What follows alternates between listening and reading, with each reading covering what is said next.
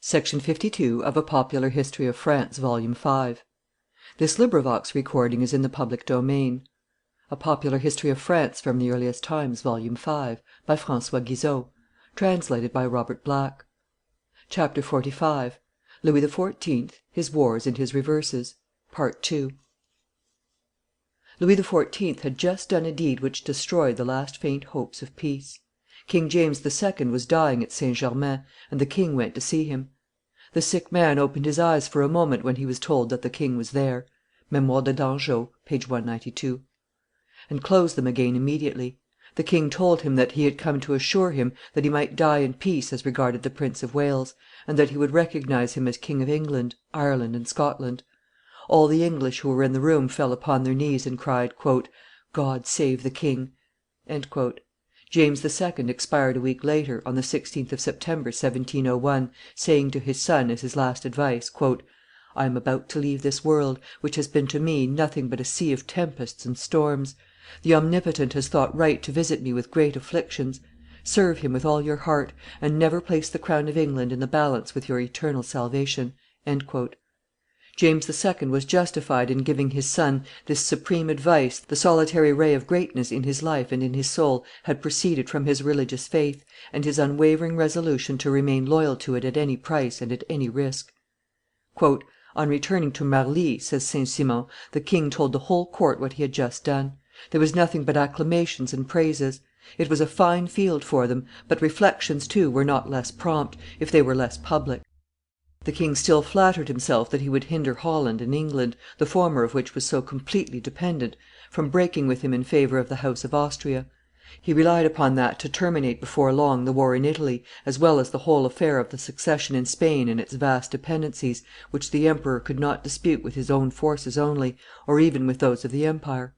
Nothing, therefore, could be more incompatible with this position, and with the solemn recognition he had given, at the peace of Ryswick, as the Prince of Orange as King of England.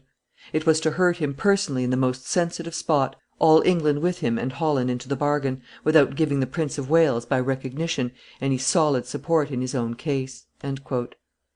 William III was at table in his castle at Dieren in Holland when he received this news. He did not utter a word, but he colored, crushed his hat over his head, and could not command his countenance. The Earl of Manchester, English ambassador, left Paris without taking leave of the king otherwise than by this note to M. Torcy: "Sir, the king my master, being informed that his Most Christian Majesty has recognized another king of Great Britain, does not consider that his dignity and his service will permit him to any longer keep an ambassador at the court of the king your master, and he has sent me orders to withdraw at once, of which I do myself the honor to advertise you by this note. All the English," says Torcy, in his Memoires, "unanimously regard it as a mortal affront on the part of France that she should pretend to arrogate to herself the right of giving them a king, to the prejudice of him whom they had themselves invited and recognized for many years past." Voltaire declares, in the Siecle de Louis XIV., that M. de Torcy attributed the recognition of the Prince of Wales by Louis XIV. To the influence of Madame de Maintenon, who was touched by the tears of the queen, Mary of Modena. "He had not," he said, inserted the fact in his Memoires, because he did not think it to his master's honor that two women should have made him change a resolution to the contrary taken in his council." Perhaps the deplorable state of William III.'s health, and the inclination supposed to be felt by Princess Anne of Denmark to restore the Stuarts to the throne, since she herself had lost the Duke of Gloucester, the last survivor of her 17 children, might have influenced the unfortunate resolution of Louis XIV. His kingly magnanimity and illusions might have bound him to support James II., dethroned and fugitive, but no obligation of that sort existed in the case of a prince who had left England at his nurse's breast, and who had grown up in exile. In the Athalie of Racine (Jehoiada) invokes upon the impious queen "that spirit of infatuation and error, the fatal avant courier of the fall of kings." The recognition of the Prince of Wales as King of England was, in the case of Louis XIV., the most indisputable token of that fatal blindness. William III. had paid dear for the honor of being called to the throne of England. More than once he had been on the point of abandoning the ungrateful nation which so ill requited his great services. He had thought of returning to live in the midst of his Hollanders, affectionately attached to his family as well as to his person. The insult of the King of France restored to his already dying adversary all the popularity he had lost. When William returned from Holland to open a new Parliament, on the 10th of January, 1702, manifestations of sympathy were lavished upon him on all sides of the house. "I have no doubt," said he, "that the late proceedings of his Most Christian Majesty, and the dangers which threaten all the powers of Europe, have excited your most lively resentment. All the world have their eyes fixed upon England. There is still time; she may save her religion and her liberty, but let her profit by every moment, let her arm by land and sea, let her lend her allies all the assistance in her power, and swear to show her enemies, the foes of her religion, her liberty, her government, and the king of her choice, all the hatred they deserve." This speech, more impassioned than the utterances of William III. generally were, met with an eager echo from his people. The Houses voted a levy of 40,000 sailors and 50,000 soldiers.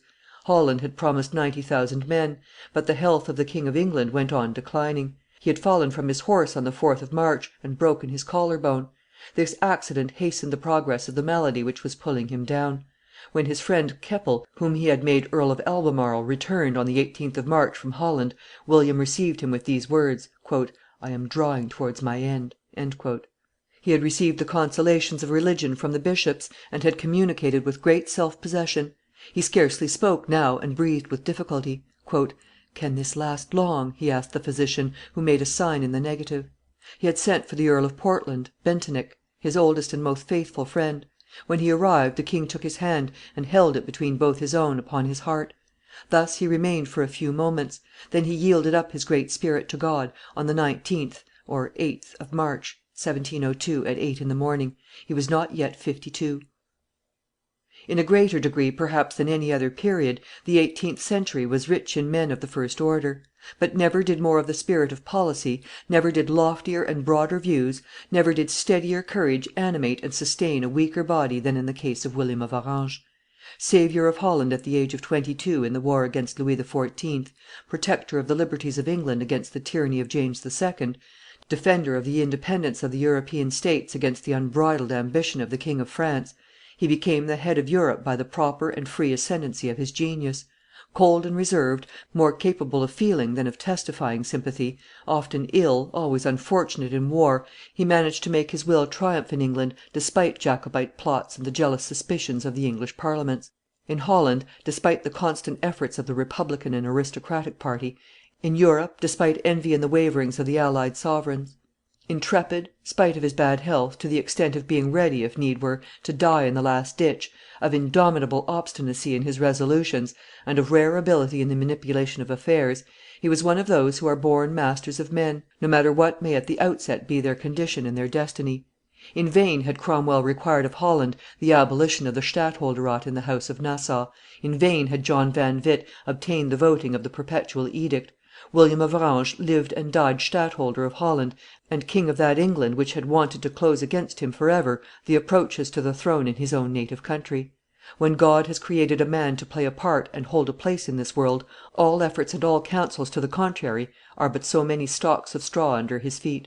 William of Orange at his death had accomplished his work. Europe had risen against Louis XIV. The campaigns of 1702 and 1703 presented an alternation of successes and reverses favorable, on the whole, to France. Marshal Villeroy had failed in Italy against Prince Eugene. He was superseded by the Duke of Vendome, grandson of Henry IV. and captor of Barcelona, indolent, debauched, free in tone and in conduct, but able, bold, beloved by the soldiers, and strongly supported at court. Catinat had returned to France, and went to Versailles at the commencement of the year 1702. M. de Chamillard had told him the day before, from the king, that his Majesty had resolved to give him the command of the army in Germany. He excused himself for some time from accepting this employment.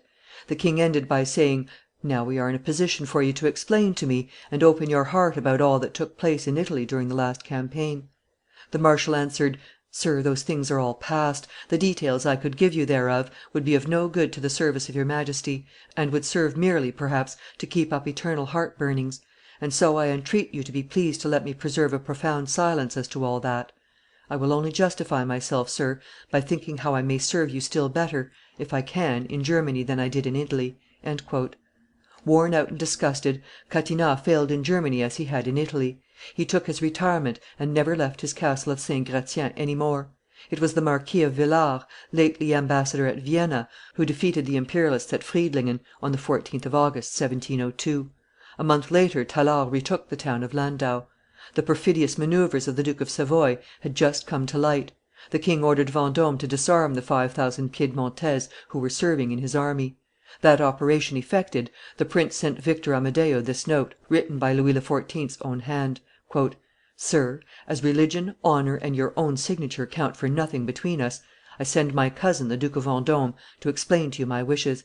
He will give you 24 hours to decide." The mind of the Duke of Savoy was made up. From this day forth the father of the Duchess of Burgundy took rank amongst the declared enemies of France and Spain. Whilst Louis XIV. Was facing Europe, in coalition against him, with generals of the second and third order, the allies were discovering in the Duke of Marlborough a worthy rival of Prince Eugene. A covetous and able courtier, openly disgraced by William III. In consequence of his perfidious intrigues with the court of St. Germain, he had found his fortune suddenly retrieved by the accession of Queen Anne, over whom his wife had for a long time held the sway of a haughty and powerful favorite. The campaigns of 1702 and 1703 had shown him to be a prudent and a bold soldier, fertile in resources and novel conceptions; and those had earned him the thanks of Parliament and the title of duke. The campaign of 1704 established his glory upon the misfortunes of France. Marshals Tallard and Marsin were commanding in Germany together with the Elector of Bavaria. The emperor, threatened with a fresh insurrection in Hungary, recalled Prince Eugene from Italy. Marlborough effected a junction with him by a rapid march, which Marshal Villeroy would fain have hindered, but to no purpose. On the 13th of August, 1704, the hostile armies met between Blenheim and Hochstedt, near the Danube. The forces were about equal, but on the French side the counsels were divided, the various corps acted independently. Tallard sustained single handed the attack of the English and the Dutch, commanded by Marlborough. He was made prisoner, his son was killed at his side. The cavalry, having lost their leader and being pressed by the enemy, took to flight in the direction of the Danube. Many officers and soldiers perished in the river. The slaughter was awful. Marsin and the elector, who had repulsed 5 successive charges of Prince Eugene, succeeded in effecting their retreat; but the electorates of Bavaria and Cologne were lost, Landau was recovered by the allies after a siege of 2 months, the French army recrossed the Rhine, Elsass was uncovered, and Germany evacuated. In Spain the English had just made themselves master of Gibraltar.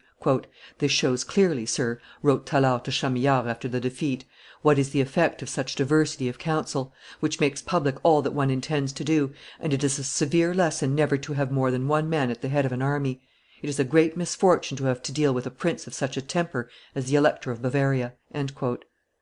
Villars was of the same opinion. It had been his fate, in the campaign of 1703, to come to open loggerheads with the elector. "The king's army will march to morrow, as I have had the honor to tell your Highness," he had declared. "At these words," says Villars, "the blood mounted to his face; he threw his hat and wig on the table in a rage. 'I commanded,' said he, 'the emperor's army in conjunction with the Duke of Lorraine; he was a tolerably great general, and he never treated me in this manner.' 'The Duke of Lorraine,' answered I, 'was a great prince and a great general; but, for myself, I am responsible to the king for his army, and I will not expose it to destruction through the evil counsel so obstinately persisted in.' Thereupon I went out of the room."